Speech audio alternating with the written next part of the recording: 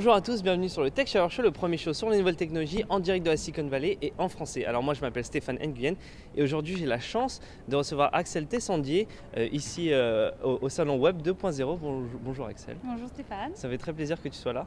Moi aussi, ça fait plaisir d'être là. Alors parle-nous un petit peu de toi, ça fait combien de temps que tu es à San Francisco et pourquoi San Francisco? Donc je suis arrivée à San Francisco il y a 3 mois. En fait je me suis retrouvée ici parce qu'à la fin de l'année dernière, j'étais dans un camp d'innovation sponsorisé par T-Mobile qui était à Berlin. Et à la fin du camp qui a duré 7 semaines, ils ont décidé, les organisateurs de Palomar 5 ont décidé d'essayer de lancer un hub, un à Berlin et un à San Francisco. Et donc en fait à la fin de Palomar 5 du camp en décembre, il s'est passé 1 ou 2 ou 3 mois pendant lesquels on a essayé de trouver un collaborateur ici à San Francisco. Et du coup je suis arrivée en février pour commencer une collaboration pilote avec une galerie qui s'appelle la GAFTA. D'accord. Alors justement, Palomar 5 et la GAFTA, est-ce que tu peux nous en dire un petit peu plus alors? Donc Palomar 5, c'est un collectif en fait, une organisation qui a été créée par 7 jeunes berlinois. Ouais. Voilà, qui ont été voir T-Mobile. C'est comme si en France, vous aviez 6 personnes entre 20 et 30 ans qui allaient voir France Télécom en leur disant voilà, on pense que si vous mettez 30 personnes de la génération Y ensemble pendant 7 semaines pour réfléchir au futur du travail pour la génération digitale, il va y avoir des super projets et des superbes idées qui vont en sortir. Est-ce que vous pouvez sponsoriser ça? Donc en fait, c'est le projet dans lequel je me suis retrouvée. J'ai envoyé ma candidature, ils ont reçu 700 candidatures à travers le monde et ils ont choisi 30 personnes. Donc on était 14 nationalités et Génial. moi j'étais une des françaises. Voilà. D'accord, parfait. Alors la GAFTA, qu'est-ce que c'est exactement? Alors, il me semble que c'est une galerie d'art? Oui, alors en fait, c'est pas vraiment une galerie. GAFTA, c'est les initiales de Gray Foundation for the Arts. Et en fait, c'est plus une fondation qu'une galerie. C'est le premier espace vraiment dédié à tout ce qui est art digital. Donc c'est pas une galerie où vous allez trouver des peintures ou des sculptures, c'est une galerie où vous allez retrouver de la data visualisation par exemple, ou tout ce qui est travail un peu digital, de design, de son. Donc voilà, il y a des expositions, il y a des workshops, il y a des talks, des débats. Et en fait, c'est vraiment essayer de montrer que la culture digitale a une conscience sociale et de représenter ça à travers la galerie, le travail d'artistes qui ont surtout comme médium un espace ou un support digital en fait. D'accord. Et donc toi, tu es résidente à la GAFTA justement, voilà. et tu travailles tous les jours là-bas. En fait, moi j'étais résidente à la GAFTA dans le cadre du hub de Palomar à San Francisco. Donc en fait, on est arrivé sur les 28 résidents, on est peut-être 6 ou 7 à avoir levé notre main en disant San Francisco, nous ça nous intéresse. Voilà, parce que ça semblait vraiment un endroit idéal si vous êtes passionné d'innovation, de nouvelles technologies et que vous êtes de la génération Y. San Francisco, c'est pas le paradis, mais bon, il y a vraiment une envie d'y aller, quoi. Bah voilà, alors moi j'entends le mot innovation, ça m'attire vraiment, voilà. Et voilà, innovation et technologie. Toi, voilà, ça fait 3 mois que tu es ici, donc c'est tout nouveau.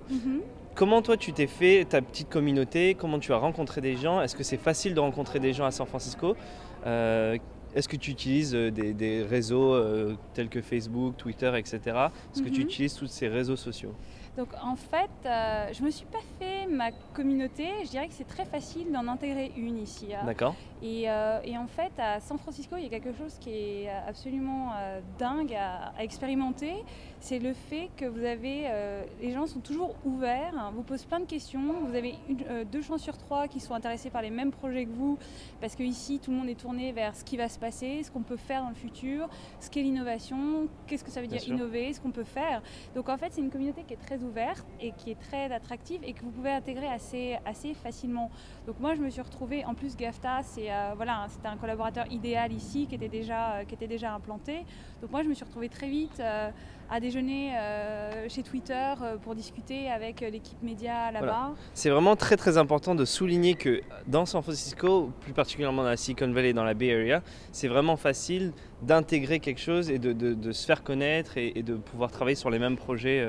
Oui, c'est-à-dire que j'ai pas du tout trouvé le même sens du networking qu'en France, par exemple.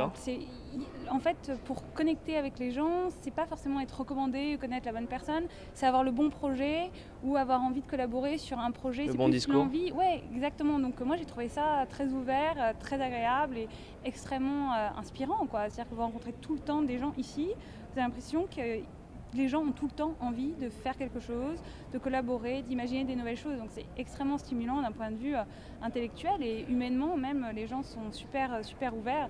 C'est un peu un cliché de dire ça sur San Francisco, mais ouais, c'est vrai. C'est vraiment vrai. Voilà. C'est un petit peu ce que Aline Biasini nous a dit la semaine dernière, parce que voilà.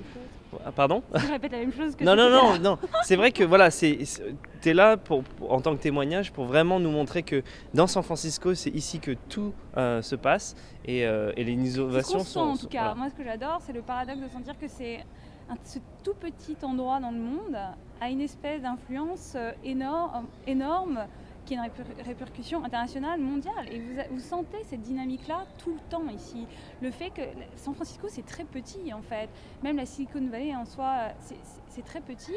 Et cet espace-là se sent la responsabilité d'avoir un impact mondial. Et c'est extrêmement stimulant. Et même pour la communauté française, parce qu'il y a une vraie communauté française qui est extrêmement active. Moi, je trouve ça bien de la rencontrer, de l'intégrer, mais c'est aussi bien d'en sortir et de vraiment s'inspirer et de s'immerger dans la culture de San Francisco et la culture de l'innovation. Mais la communauté française aussi, ici, est extrêmement active. Et Twitter m'a beaucoup aidé notamment à rencontrer des gens, à me connecter avec des gens ici, parce qu'il se passe tout le temps quelque chose ici. Voilà. Alors s'il y a un message vraiment à retenir, c'est vraiment venez ici et voilà, venez. Essayer de connecter avec énormément de gens, même via les réseaux sociaux, parce que ici les réseaux sociaux essayez, juste faites-le, c'est super facile et vous allez pas le regretter. Si vous avez des envies, des choses à faire à San Francisco, des idées, San Francisco ne vous décevra pas, quoi. La communauté de San Francisco ne vous décevra pas. Moi je suis très fan, je pense que ça se voit. Je pense que moi aussi, voilà.